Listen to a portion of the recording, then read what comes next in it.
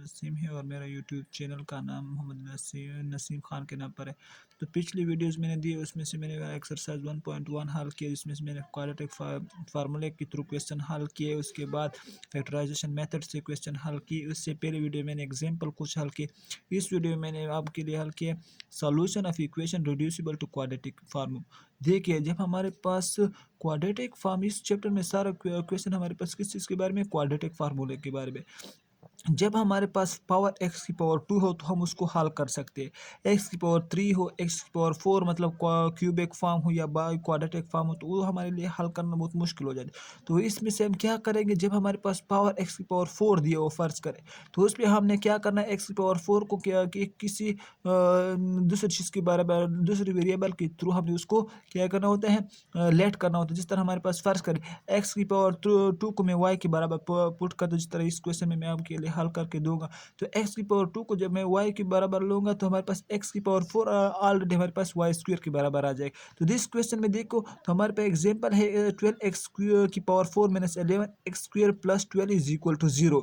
तो देखो सॉल्यूशन क्या करना है, देख x की पावर 4 को मैंने y स्क्वायर के बराबर लिया, तो हमारे पास x हमारे पास किसके बराबर होगा, तो एक्स स्क्वायर हमारे पास 4y के बराबर हो गए। तो देखो यहाँ पर 12y square minus 11y plus 2 is equal to 0। देखिए, एक्स स्क्वायर की जगह एक्स की पावर 4 की जगह मैंने वाई स्क्वायर पुट कर लिया, एक्स स्क्वायर की जगह मैंने वाई पुट कर लिया और हमारे पास ये इक्वेशन बन गई। तो देखिए कौन सी फॉर्म है, क्वाड्रेटिक फॉर्म है और हमें चाहिए भी क्वाड्रेटिक फार्मूले की फॉर्म चाहिए थी। तो देखो, तो हमारे पास 12y स्क्वायर को minus 8y minus 3y plus 12 is equal to 0।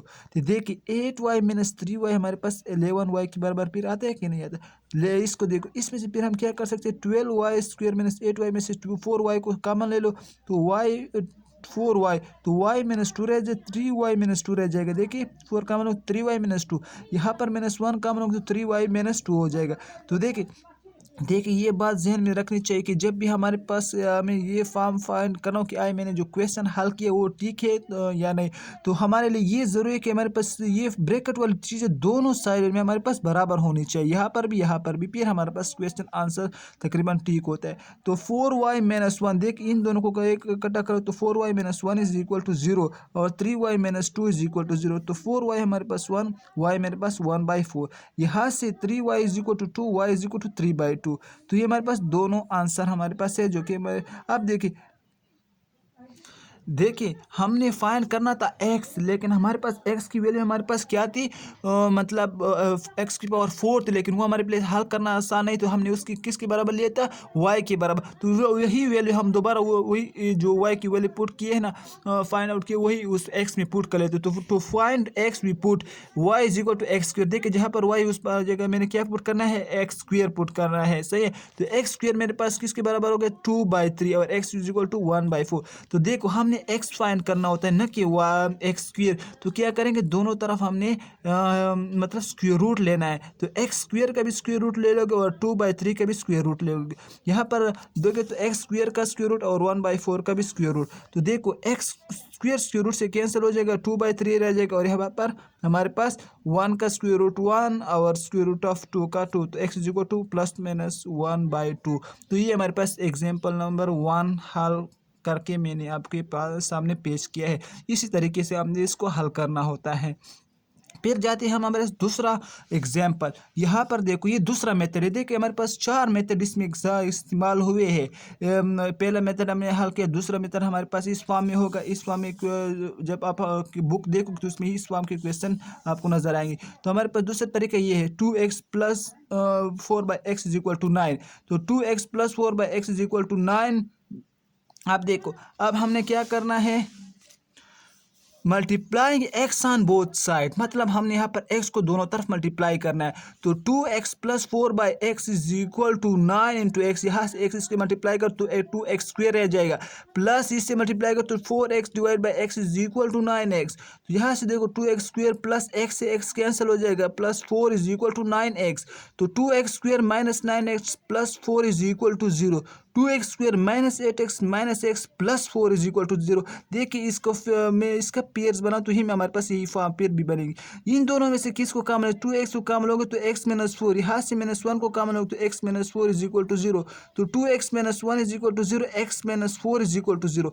यहाँ देखो 2x को छोड़ो, 1 यहाँ पर जाएगा तो क्या बन जाएगा, 1 पॉजिटिव में आ जाएगा। और हमारे पास x को फाइंड करना है तो 2 यहाँ पर आकर डिवाइड हो जाएगा, यहाँ पर x इज इक्वल टू 4। तो हमारे पास आंसर क्या है, 1/2 इंटू 4, ये हमारे पास रिक्वायर्ड आंसर होंगे।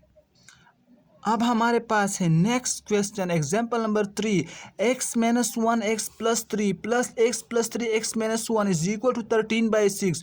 सॉल्यूशन इसका हल करना है तो x minus 1 x plus 3 plus x plus 3 x minus 1 is equal to 13/6। यहाँ से देखो हमने y को कॉमा लेट किया किसके बराबर, x माइनस 1 x प्लस 3 को y के बराबर लिए, x प्लस 3 x माइनस 1 को 1 और y के बराबर लिए। देखिए उसको उल्टा करोगे रेसिप्रोकल फॉर्म में तो 1 और y आएगा। तो देखो so the given equation become, तो हमारे पास ऊपर वाली इक्वेशन कैसे बनेगी, y प्लस 1 और y इज इक्वल टू 13/6, जिस तरह पिछला एग्जाम्पल हल किए। तो दोनों तरफ में किसको कॉमा मल्टीप्लाई करें तो 6y, ताकि 6 से कैंसिल हो जाए और हमारे पास y आ जाए और हमारे पास एक क्वाड्रेटिक फॉर्म बन जाए। तो 6y is equal into y plus 1 और y इज इक्वल टू 13/6 यहाँ पर देखो ये y है ना कि 4, इसको y समझे, सही y है ना कि इस तरह ना समझो कि आप कहते हो कि ये तो 4 है।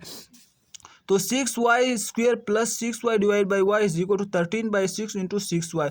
तो देखो 6y² plus 6 is equal to 13y, 6y² ही इसको इससे पर ले तो minus 13y plus 6 is equal to 0, 6y² minus 13y plus 6 is equal to 0 which is the quadratic form no by factorising method. देखिए जब हमारे पास क्वाड्रेटिक फॉर्म बन गई है जिससे हमारे पास रिक्वायर्ड थी, तो उसके बाद हमने किसके थ्रू हल करना है, क्वाड्रेटिक फैक्टराइजेशन मेथड, जिसको आप मतलब पिछले वीडियो देखो तो इसमें से एक स्टेप बाय स्टेप किए। तो इसको मैंने डायरेक्ट किया तो 2y माइनस 3 और 3y माइनस 2, मतलब ये जिसको हल करोगे तो ये फॉर्म आएगी। तो 2y माइनस 3 को 0 के बराबर लो और 3y माइनस 2 को भी 0 के बराबर ले लो। तो 2y हमारे पास 3 के बराबर, मतलब y इज इक्वल टू 3/2। यहाँ से देखो तो y इज इक्वल टू 2/3। तो देखो if y is equal to 3/2, x minus 1 x plus 3 is equal to 3/2, मतलब हमने y को वही फॉर्म दोबारा, मतलब x माइनस 1 x प्लस 3 को वापस पुट किया। तो बाय क्रॉस मल्टीप्लिकेशन, जैसे जब इसकी क्रॉस मल्टीप्लिकेशन करेंगे तो क्या बनेगा, 2 into x minus 3 3 into x plus 3।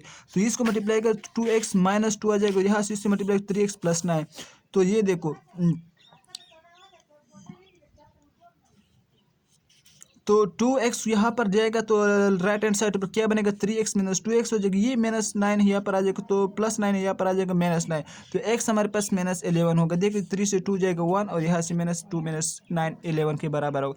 तो if y is equal to 2/3, देखिए पहले हमने जो पुट किया था वो हल किया, अब इस तरीके से हल करेंगे। तो x minus 1 x plus 3 is equal to 2/3, मतलब x की जगह y की जगह x माइनस 1 x प्लस 3 दो रीपुट कर लिया। तो देखो 3 इंटू एक्स माइनस 1 हो जाएगा और 2 इंटू एक्स प्लस 3 हो जाएगा। तो 3x माइनस 3 और 2x प्लस 6, तो 3x minus 2x is equal to 6 plus 3 and x is equal to 9 और x is equal to minus 11 और 9 हमारे पास रिक्वायर्ड आंसर होगा।